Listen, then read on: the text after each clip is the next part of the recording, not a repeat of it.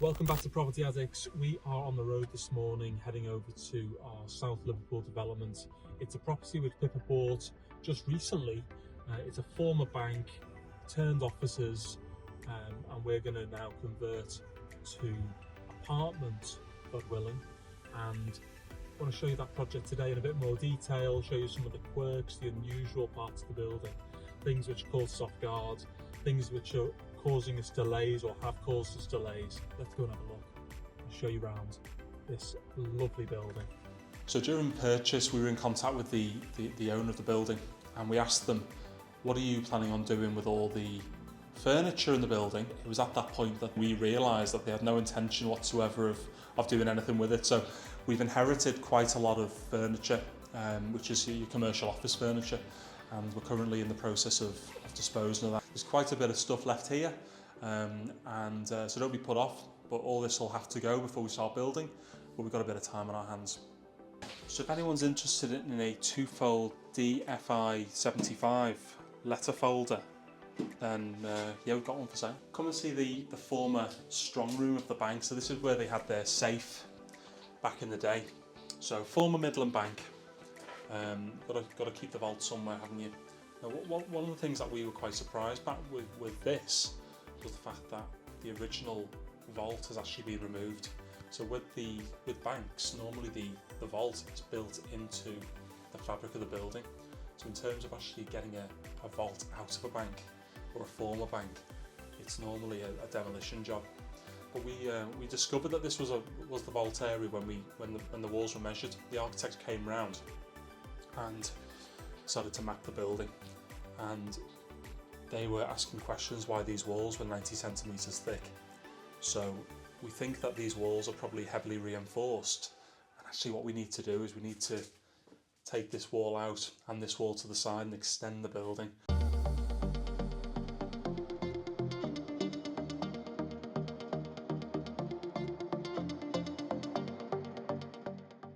Probably one of the driest basements I've ever been in my life. It's a really, really well tanked basement, this one.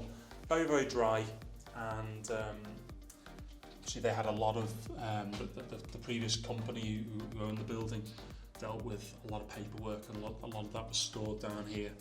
So for a room to become habitable, it needs to have natural light. So this is actually going to become a kitchen. It's a low-level kitchen, and the idea is that we'll bring light in from above using light wells. So what would be just a storage room and a dead space is actually going to be transformed into a working kitchen for one of the apartments in the scheme. Let's go upstairs and I'll show you the upper floors as well.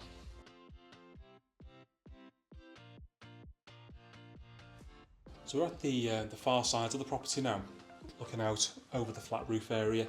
We're planning on building up on this section, and then building right the way out towards the garage and building a storey on top of the garage as well. That'll be fun because that's also poured concrete, as the bank would have had a cash in transit vehicle years ago when it was a Midland Bank. That would have been a poured concrete roof with reinforced bars, so that will be another interesting demolition job as part of the rip out phase. I'll show you the boardroom and the upper levels of the building now as well.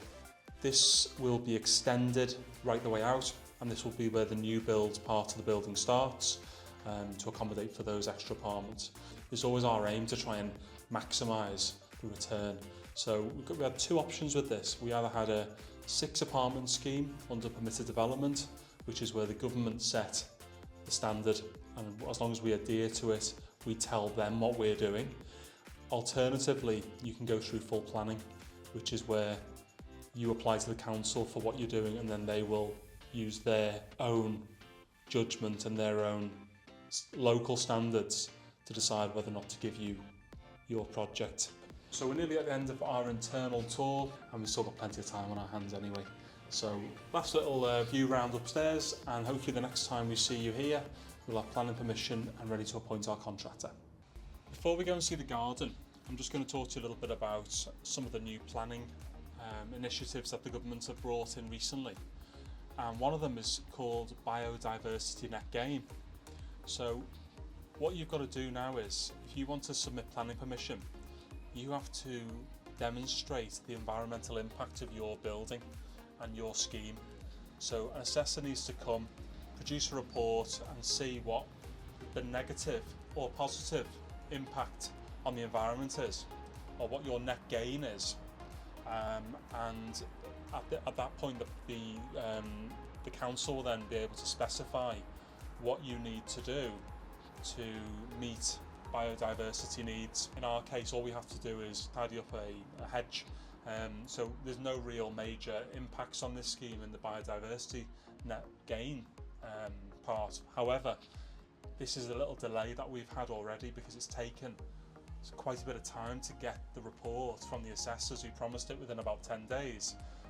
But because everybody is now having to do this, these companies are so inundated with inquiries and surveys and reports that they're physically unable to deliver within the allotted time frame. So a 10-day turnaround is actually a 20-day turnaround. So let's go and see the project in the external.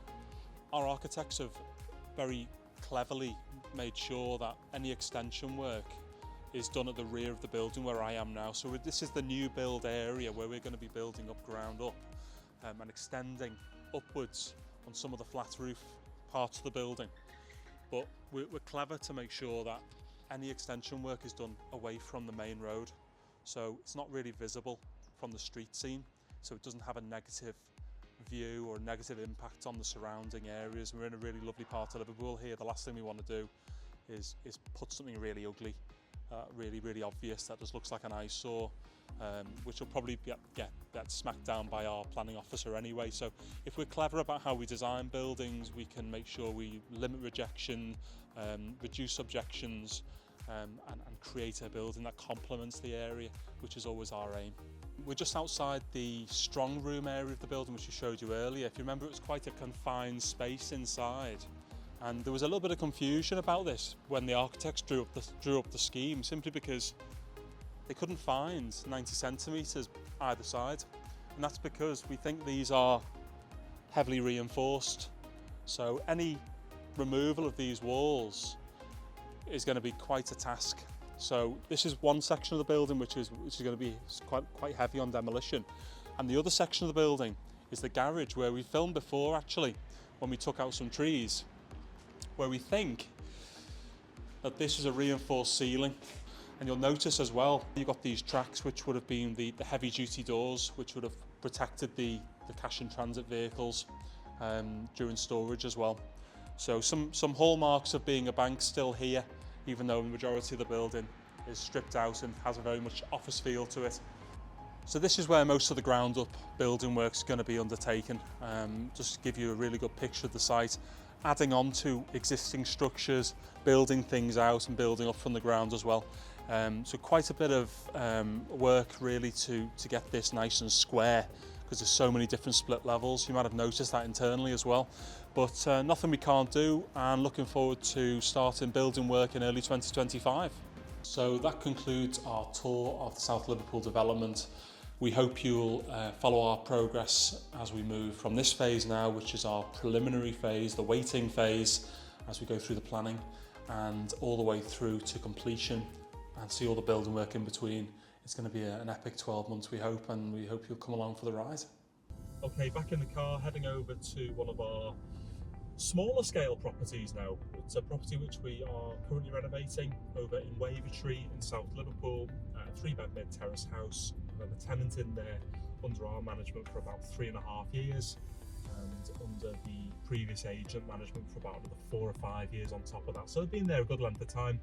We did quite a bit of work to this one whilst the current occupier was in the house, sort of urgent works, double glazing, this, that and the other. But nevertheless, she's now moved on to her own home, and we've got the opportunity to give the house the full treatment, so the kitchen and bathroom, all that kind of stuff.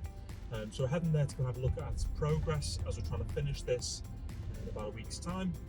And while we're at it, I think I may as well continue on talking about sort of some of the fundamentals of this channel, really, which is finance and money and this, that and the other. I think the dirty words that no one wants to talk about. Let's get stuck in right now. So instead of talking a lot about money, and the reason for that really is to impart some of that upon you, especially if you're a new investor. You'll certainly need to have finance behind you to scale. in property, and you need to scale quickly. Really, you need to be getting this done, getting your properties under your belt, buy, refurbish, refinance, borrowing other people's money.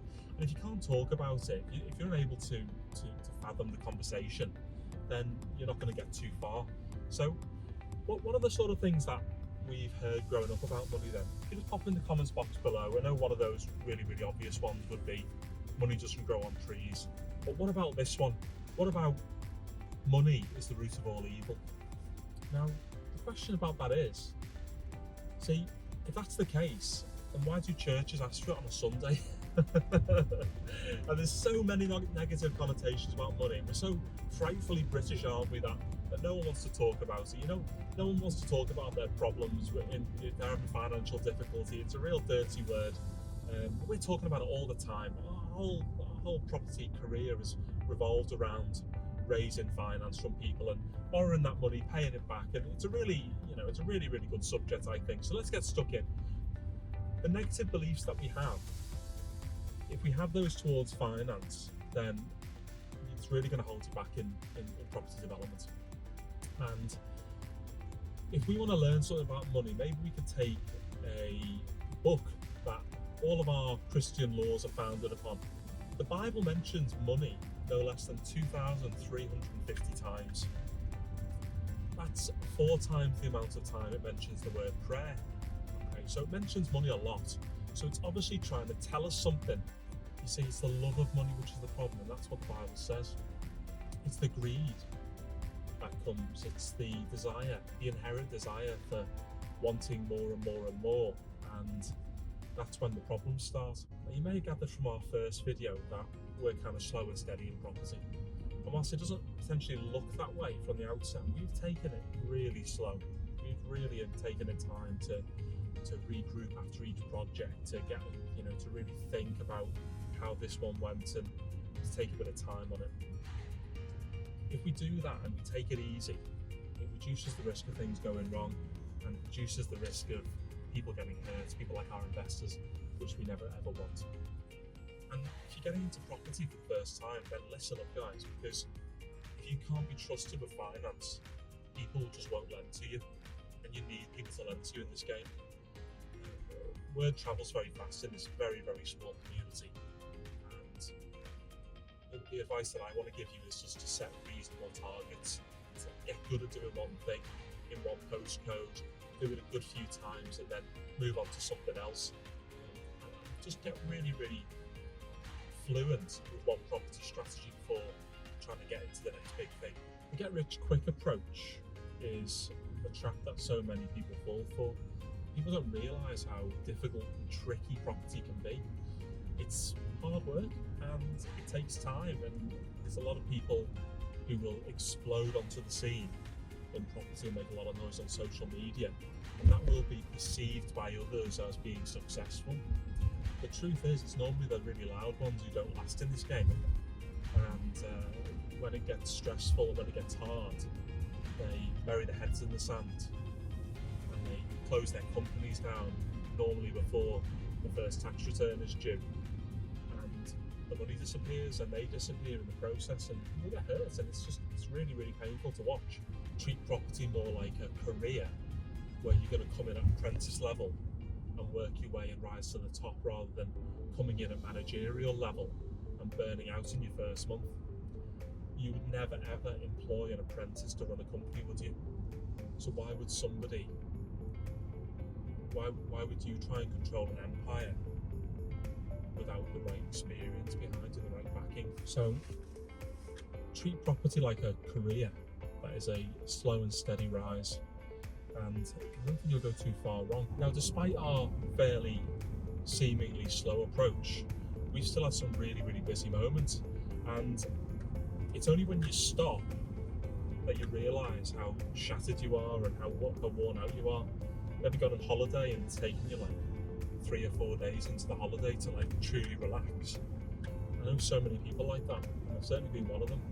It can take a while to calm down, and when you've been on the go and you've been pushing your project through to completion and getting everything done, and then you're refinancing and tenanting and all the stress, if you continue to just continue down that route over and over and over again, you're going to run the risk of burnout.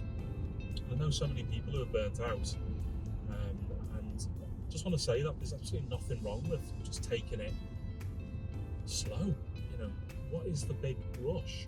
If you're young and sprightly and you've got plenty of energy, and just look after yourself, because there's nothing worse than burning out, and it takes so much longer to recover from that, doesn't it? So if you take a break every so often, it wouldn't do you any harm, actually. A little bit of time just to regroup, do a little bit of think, get some of the financial pressure off as well. If you're borrowing large sums of money for development, project after project, it's most likely that you're going to have quite a few plates spinning in the air, and quite a bit of money racks up. So get that down, get that written down onto a spreadsheet, and work out how to exit and get those people paid back if you don't already know.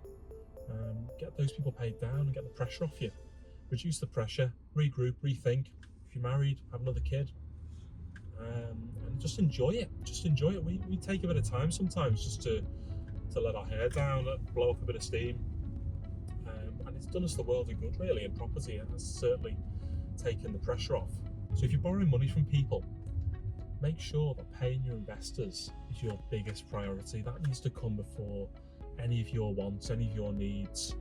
It comes before your livelihood.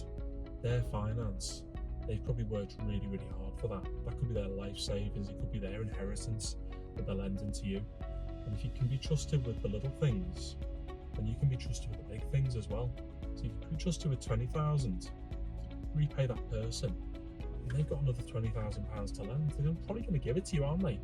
You'll be trusted with 40,000, you'll be trusted with 80, you'll be trusted with 100. So you need to be trustworthy, and you need to be honest. We've just arrived at our Wavertree property in L15, so let's go and have a look at that property now. Okay, welcome. We are at our Wavertree house, taking a look and just checking on progress. This room, as you can see, this is the sort of current condition, but really a lick of paint is where we are with this one. Heading on through, we've taken the kitchen right the way back, done a full damp course around the lower part of the building, and this is the finish that we've been left with. So we always go for a nice quality. I like these carbon sinks, I like the two-tone, I particularly like the interior with this, where we specified the oak, which just gives that nice feel, doesn't it? It's just a nice quality, sort of richer feel than your normal white carcasses. Where we're decorating at the moment, we've had a bathroom done as well, so we'll show that in a bit more detail. This is another room that was completely renovated back to brick. The only thing we're doing in here at the moment is painting, and we're doing new carpet as well. But this had a lot of issues with moisture coming through, so we've had a full tanking membrane put around that. This was a children's bedroom previously, and it's basically patching and decoration, very little to do. And then we're into the main bedroom here, which we didn't touch at the time, which is getting a good scheme of renovation at the moment. Bathroom, we always tend to go for, if we can, a two-tone scheme, so we'll go for white bathroom and toilet with a grey cabinet. But this is lovely. Got the shower over the bath there with the rainfall head. It just sets it off really well. So a nice house with plenty of work to do, but this will go on the market shortly and should become an investment again. Well, that concludes episode 2. I hope you enjoyed the tour of the 2 properties with me today. In episode 3, Married at First Sight, I'm going to be talking the difference between a joint venture and a loan agreement. This is something that you really don't want to fall foul on, and you want to get a good understanding of to be a successful property investor. If you're enjoying this channel, please hit the like, subscribe with the bell icon to receive notifications of new content on this channel. And don't forget, if you've got a question, pop it in the comments box below. We'd love to hear from you. Thanks for watching, Property Addicts. See you in the next one.